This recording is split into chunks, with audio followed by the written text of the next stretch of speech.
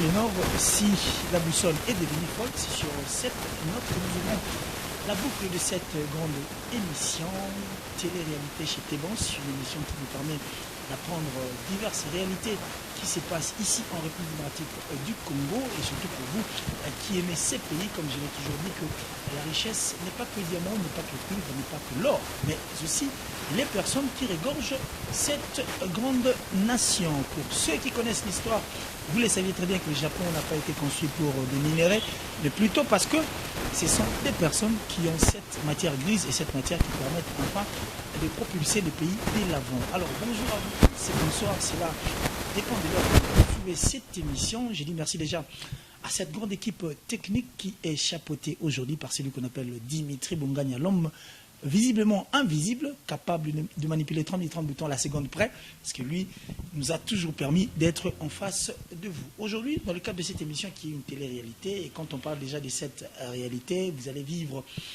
l'ambiance qui se passe ici, et plus précisément au salon de coiffure Acacia, qui est situé sur cette grande avenue de cette grande commune qui est la commune de Lingwala, l'avenue Kalembe-Lembe, le numéro 227. C'est là où vous allez retrouver des tresseuses, des tisseuses, des coiffeuses, des personnes qui vous feront encore une fois là belle.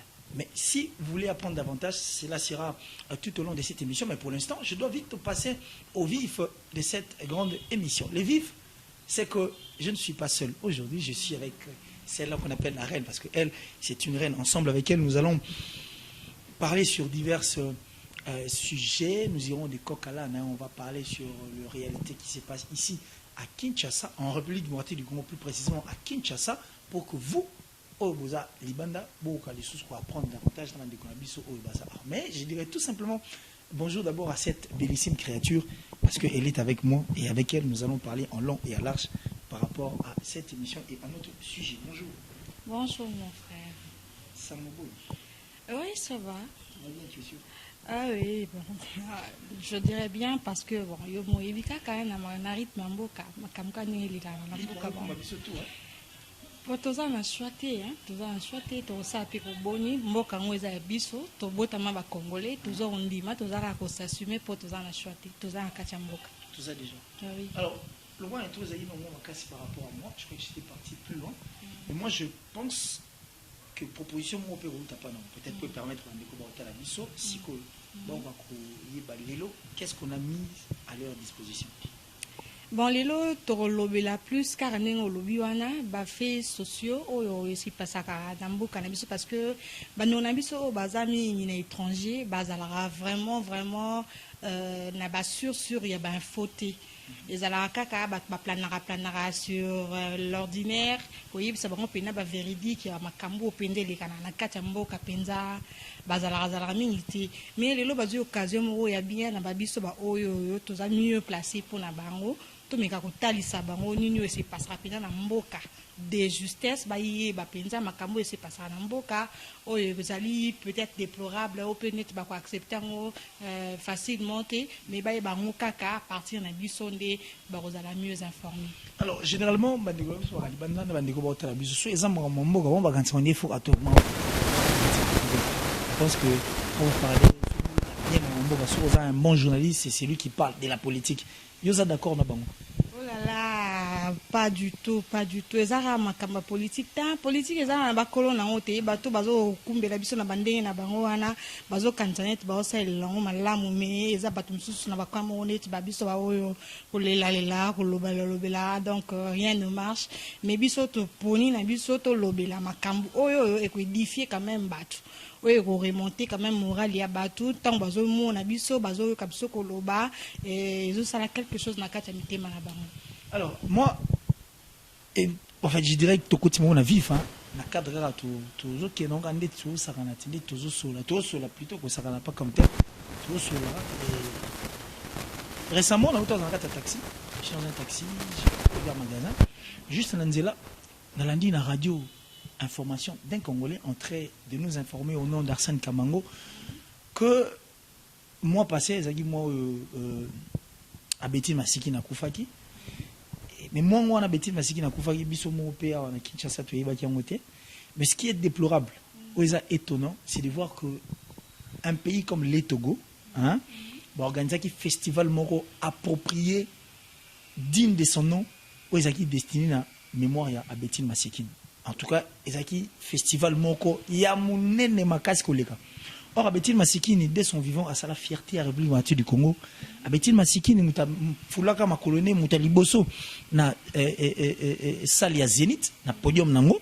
Et pour nous ça plaisir et puis combat combo RDC Liboso ayumaka Pepe Calais ayuma King Kester et tant d'autres personnes au bazo qui pour occasion pour la toute première fois de fouler leurs pieds na salle au Mounene cette salle mythique qui était les Zénith de Paris mais tout beau ça n'est non tu organises ta festival mon côté à Kinshasa ton RDC où ils ont destiné la mémoire na seule sa fille qui avait essayé de faire l'essentiel mais on dirait peu et ça y est moi genre bon c'est qu'à moi résumé pour yotal si on est yotali analyse na yo na impression na yo et rose à la nine na makambo na wuto loba to reconnaître valeur et artiste na bisoté vraiment quand on wuto loba wana déplorable quoi c'est vraiment quelque chose de très déplorable parce que ba grand locaux la ba Betty Masekine wana ba Taboulay ba Pepe Calais ba Grand Calais bato basala que musique congolaise ezouamo en plaire moko boye.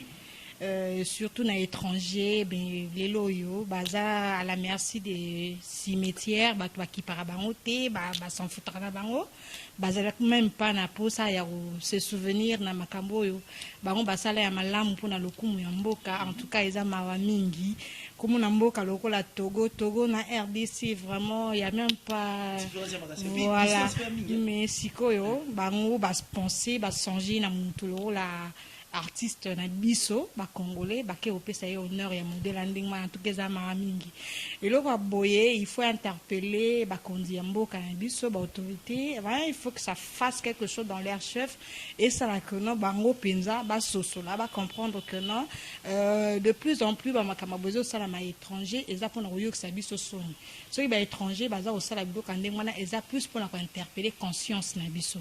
Exacté que non, mutu moko boye, to zelaka kaka kufa, bon honoré. Le lo to zo exemple ya ba papa Lutumba Simaru.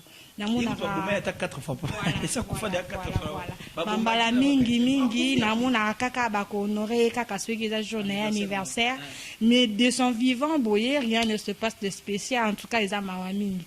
To ça la karaté pour na ceux qui mutasi a kufi.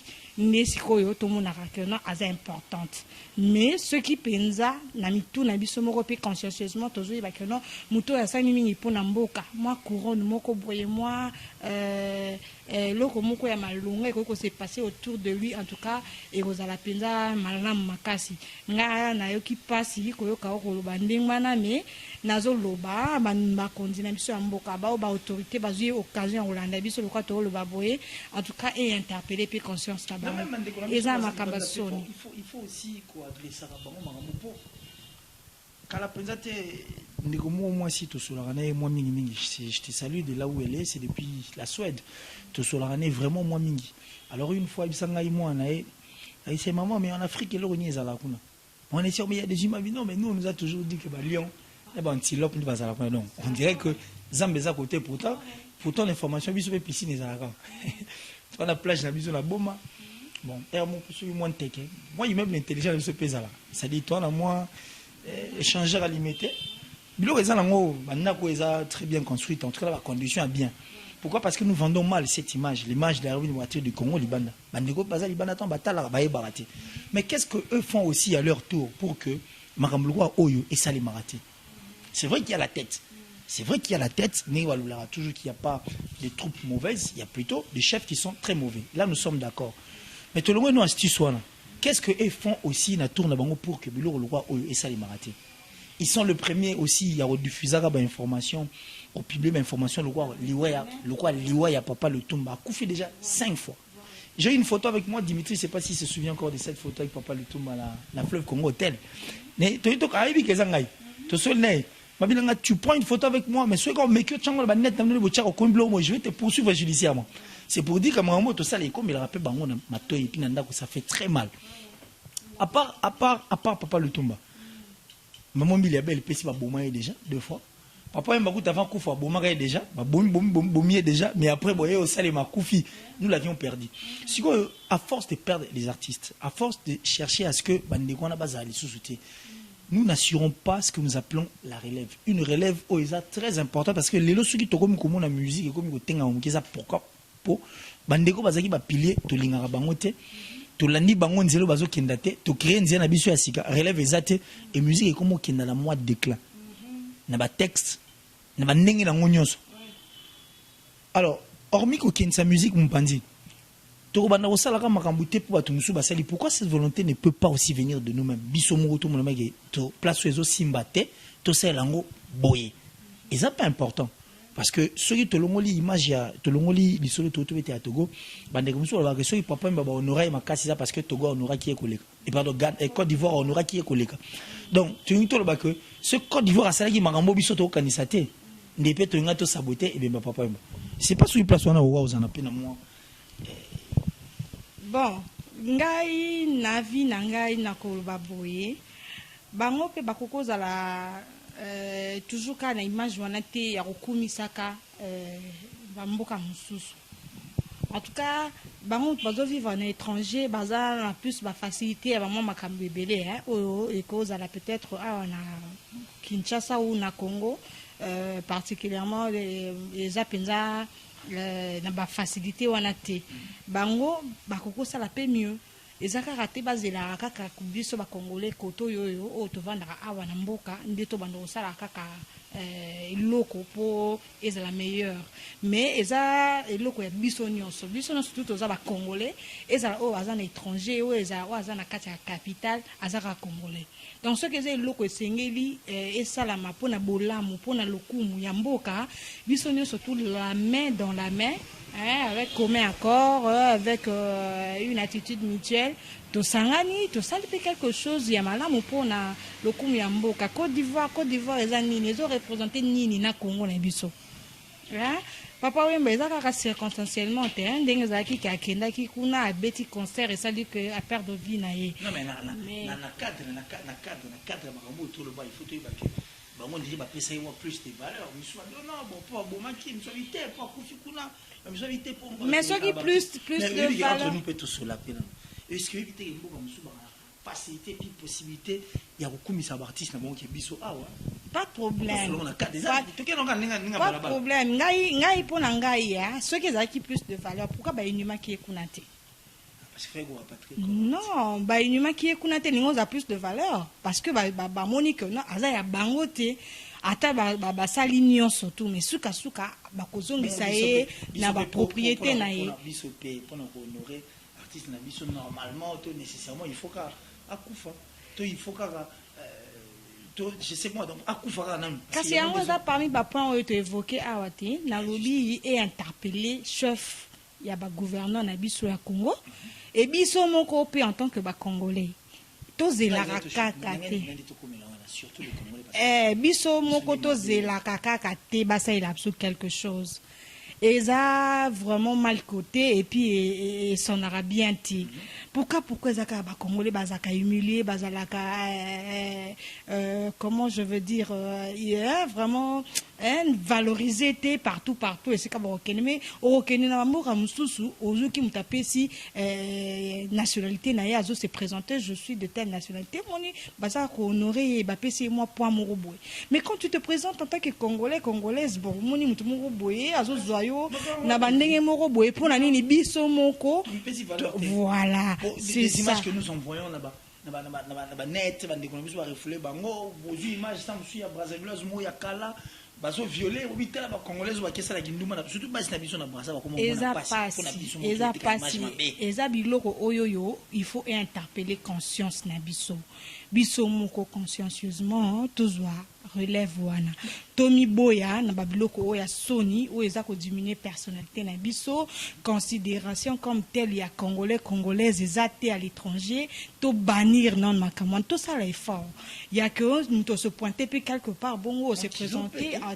tant que congolais mutu pe à respecter yo à considérer yo ozomona to ko mape na mwa ba seuil wana oyo baninga mususu bazali po pasi mingi na motema ozoyoka ndeko na nga donc okende esika moko boye ozoyoka bamasolo nde baninga bazobeta mpo na bamboka na bango donc na yo donc mama oki soni na mwana kuta obimisa ta identité na yo eza te mpo na nini soni en tout cas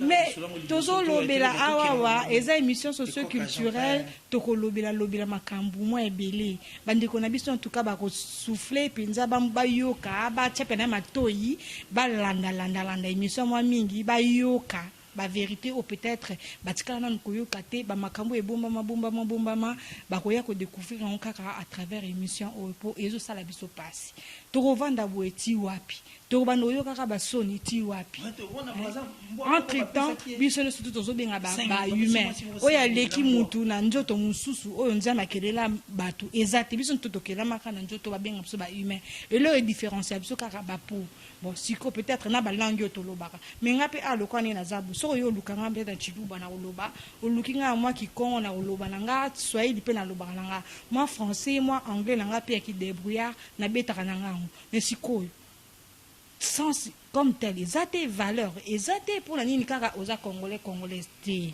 en tout cas naza kointerpeller conscience ya bandeko tomisala bato tomisala bato tomipesa kilo totika babiloko oyo ezokokitisa biso bapwa wana ezopesa biso kilo te na nzoto ezokosambwisa biso soki eza likambo ya mboka na biso tomipesa biso na biso tosungana la main dans la main de manière que eloko wana ekende de l'avant epesa mpe kilo mpo na mboka voilà onga nakokaki peut-être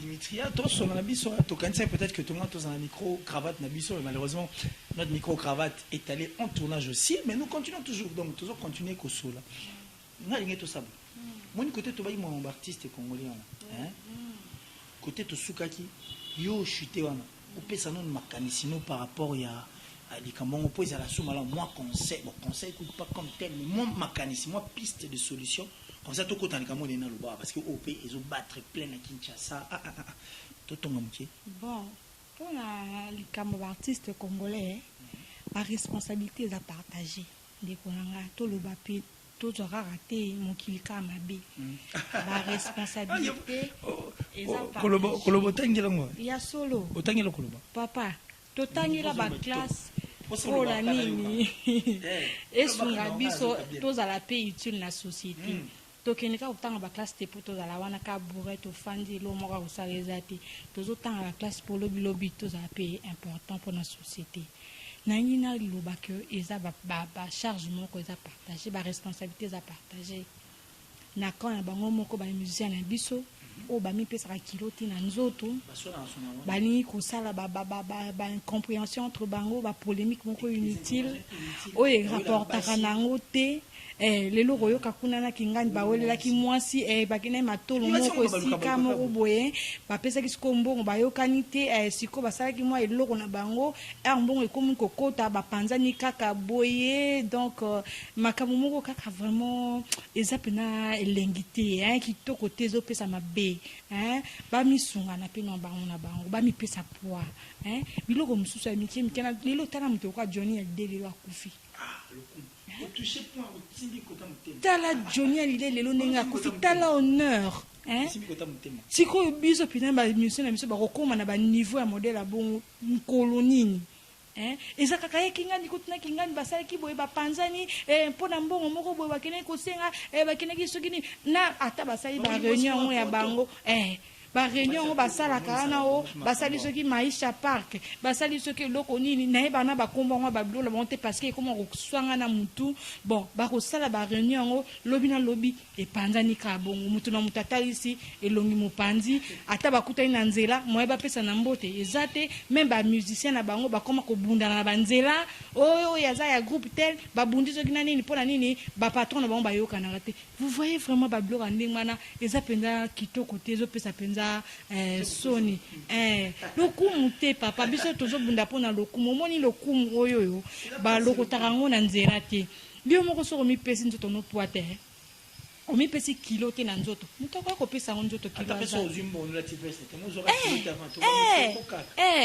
lokumu ya mutu personnalité basombaka yango te wenze moko te ezali na mokili oyo bazokende koteka personnalité toke tosombi yango te mutu ye moko nde mutu amipesaka sens na valeur façon na ya se conduire ndenge nini ozolatela ndenge nini ozotelema liboso bato ndenge nini ozolobela bazoclasse na rang moko boye ndenge moko mpe na osenga na bango poa ya nzoto po koma lelo na ba renommé on a uti kotangela mino calamité ya ba Johnny LD eza facile te eza loko moko conception moko boye fu mutu yo moko na mutu o micha yango yo moko miche na kata rang moko bo na classe moko sociale obi non moi dans l'avenir j'aimerais être comme tel ou atteindre un peu but tango. C'est alors que on a la valoriser. Mais ce qui est kaka na ba makambo ba futilité pas ba makambo tina te oyo et ça ko rapporter nango et l'autre côté et ça ka pona diminuer personnalité na en tout cas ba bannir yango. Ba bannir yango. Nanga buna biso ba to landa la musique yango. Bon, ça dépend ça dépend ya mutu na mutu neti ngai ba banalité comment on les kana lelo na ba télévision pardon bolimisanga. Ngai penza so eza ngo ba ancien succès te namona la musique te namona kate en tout cas ça n'honore pas vraiment pour na bana ndeti boto za na bana na bandako ukufanda boina papa na bana bozo yebate boyoka nini eloko nini bazo yemba eloko nini bazo kolakisa bazo projeter na image ozomona mais bato lokola babiso ba oyo to saka ba analyse bon peut-être to komi ata santé na capitale ya munene o ya RDC o sinde yango problème moment ko ero tango yoso ba batumso ero kanse yem ta ko bomsa mboko yo wala ero jaba ba osala mo do yeba ko ero jatona batota mo 4000 ba fiotola biso ata bango ni ba bomsa mboko yo ba bosa ko bomsa mboko ba na mutu moko eza pasi ko bomsa mboka eza likambu ya batu nyonso mais eza likambu ya conscience ceux qui yo ozui na conscience juste ka conscience na yo interpeller o kenge loka boye pour na éducation ya bana nanga ndenge ngala bande ko concevoir na obota bana lobi bana nanga bazala quand même boye na ko former bana nanga na boye na ko éduquer bango na boye en tout cas o ko lingela mwana no mabiti o ko lingela mwana no buso bateke yo fanzi toza na biso na poto te na Europe te o ba gobara nyonso bato bafanya na plage papa zakuna à demi poil na bana na ba belle sœur belle mère bazo trouver en normal biso te nous sommes des africains et ça ne tozo ngane ko adopter culture wana parce que yango tozo ko fréquenter ba étranger yango tozo tambola tozo kene kaka na cadre tourisme je ne veux pas t'interroger t'interrompre déjà ka siko ningo lobi tango lobi à demi poil le rappeler ngai baba Pierre qui roule na masse pas mousse mais ces derniers temps à Kinshasa to lembi basi ya kisasa basi ya to lobi mbali ya basi na c'est pas comme une opération Tomba soutien. Batala qui télé-réalité y a Kim Kardashian. Ça dit le bon ben ligne na bango la taninga na bango bon bastion balinga na soutien. Et ici à Kinshasa, je vous jure au nom de mon Dieu, c'est que nous sommes en train de vivre est compliqué. Toutes les femmes de qui ne veulent pas porter le soutien, seules au Nazana bango. Mais oh bazali banda, il faut laisser tomber. Donc, je te jure qu'on est en train de voir des choses impossibles. Opération Kata Tomba soutien. C'est pas le nom. Nakoki ko sepela nango ata mukie te ndeko nanga parce que ozomona eloko ngo yango tozo obungisa mukie tozo kokende tokokwesa ngo na mai culture na biso ezobeba kuna kokende ko ramasser eloko pe ozoboma susu ya makasi za ba internet ozomona yango wana ndezopesa pasi kaka ningo ozolobana ndeko nanga eza mawa mingi. Vous vous rendez compte devant papa na yo afandiwana yo kamati olati loko sans soutien.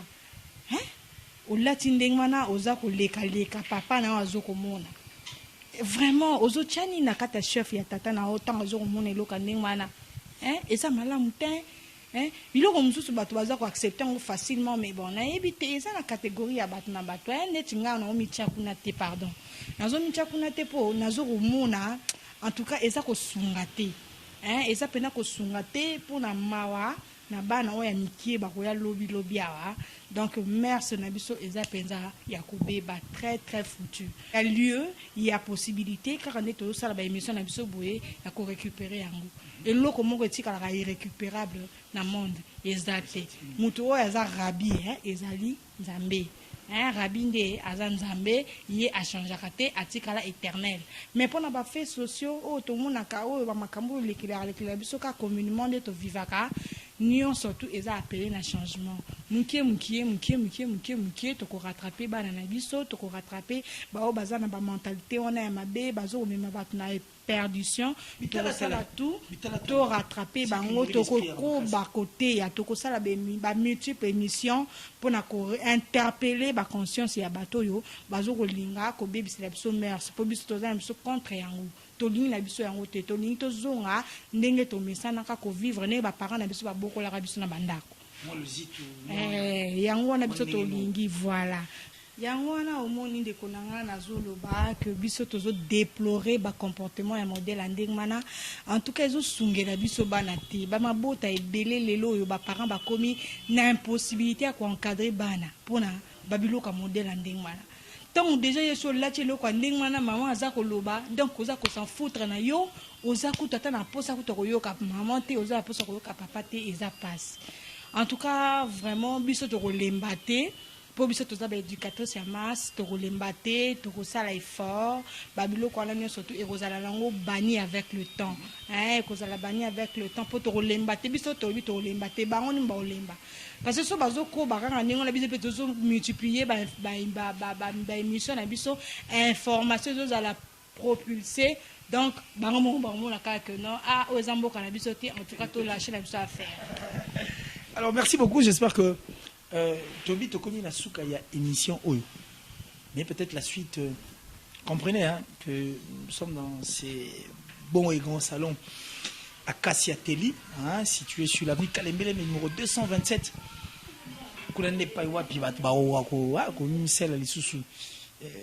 Plus belle qu'avant, parce que non, mais on vit réalité ça. J'ai pensé qu'on allait prendre, mais comme il n'y a pas moyen de prendre, lorsque vous alliez voir une bellissime créature à côté de moi, c'est comme une ange, hein. On s'est façonné à Kassia Teli. On a la possibilité de façonner Batou. Mais je disais que comme il y a une mission, mais un sujet OET. Donc, tu roules les sous davantage, mais je crois que Maloba toujours pour clôturer les alaouans les angarati. Alors, pour clôturer, déjà. Oui, là, le va pour le cadre qui tourne au Bayambeli Bisso à Kassia. En tout cas, merci Mingi, à Kassia Teli, et Zali vraiment salon de café mon kitoko hein bande ko nanga malgré besoin amino na étranger mais so bobeti mo tour na Kinshasa botala kaka ne bo sepe nangai de ko na bino en tout cas botuni à Kassia pesa bino tout à l'heure l'adresse Borozoa pour bobeta mo tour boya ko se faire belle pour se faire jolie pour na ba grande dame basio ba milinga mingi moi maboko moi manzaka moi makolo moi conseil pour na moi teinture boyer na Kassia et que ça la moins bien pour baroyamba bino bien en tout cas to kuti vraiment en tout cas personnellement très bien qualifié en tout cas baza vraiment na mesure oyo ya osala bino en tout cas trop mimi en tout cas on a invité bino na bengi bino ebele boya en tout cas trop mimi ne na lo bakandi ngwana donc bato ba moninga déjà lelo baza ya osepela grâce à Kassia talaka voilà baya ya ebele na Kassia awa en tout cas vous allez déçu en tout cas ngana bengi bino vous allez pas bienvenue vous allez déçu. Alors peut-être un mot. Oui, un mot pour l'émission. De la fin pour cette émission, je crois que Bande Obalandi, Tozali, Tozawana Ponabino, Tolembate, un souci Nabino et Mikolo, Toebiamo. Bino peut pas suggestion Nabino. La Makam Nabino, Bozan en Oposa ou Soto Lobby, la 4 émission, Bozanate, na chaîne Nabino Bomesana Kolanda Bonganya Média. En tout cas, bon landa beaucoup d'informations, brouillé, nino ça s'est passé, nino koko bana ko s'est passé, beaucoup ça va suggestion à biso, to pe sabino numéro na biso à contact ceux qui bozali na likamba koloba, to bomoni moi eloko moto lobeli peut-être et salibino bienté to esungite po biso tozala na pona ko zo dolinga ko sunga ma biso tozoluka ko sunga ma ya batu tozoluka te bat bazala effrayé, tout stressé, tout le monde remonter moral à bateau parce que bino besoin à l'étranger qu'on a peut-être ba moral na minute à kalisu penza bien te bon mino ba pena Congo on a na kyo sa nini ngana okete te Congo batama lamu lisusu bazali ya bien OK on so okutani ozala dessus te osolola kitoko makambo so te koleka kitoko donc biso to encourager bino na nzela ya bongwana media oyo bozolanda bokozwa ba suggestion ya bien bokozwa ba sujet ya bien to bana ko évoquer pona bino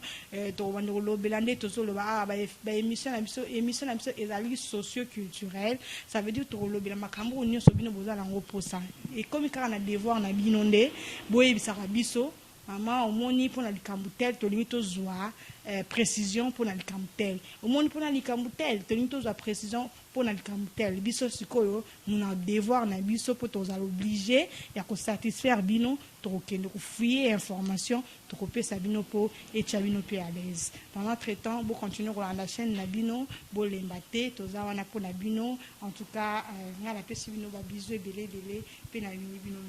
Merci beaucoup à toi et merci encore une fois Mandeko tout balandi biso. J'espère que ça vaut même pas la peine de clôturer parce que ça vaut pas la peine aussi de chuter, ça vaut tout simplement la peine de mettre fin à cette émission et à cette première partie pour vous qui avez aimé. Merci à toi Tati Bouchiri, hein, l'excellence, c'est-à-dire l'homme qui a donné la vie à l'honnêteté et aussi l'homme à la précision de montre suisse. Toi, depuis la Hollande, Tati Bouchiri, le ministre de la Défense Nakatia Hollande, rien à dire. Je crois que merci et puis continue toujours à soutenir cette émission télé-réalité qui sera très prochainement présentée par Yémé.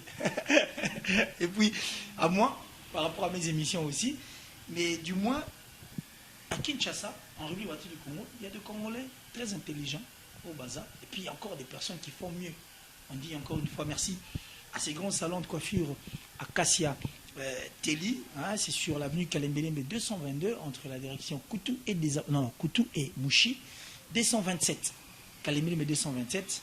Merci à toi Timba Tabita, merci aussi à Ineza Natacha et pour tout contact peut-être pour cette émission et pour le salon, n'hésitez pas, plus 243 89 98 33 009, plus 243 89 98 33 009 sur beaucoup de sec yaza un peu discrète, alignez et puis vous aurez de plus amples détails. Mais quant à moi, on va tous simplement dire merci à Dimitri Bongania, l'homme visiblement invisible, capable de manipuler 30 boutons à la seconde près.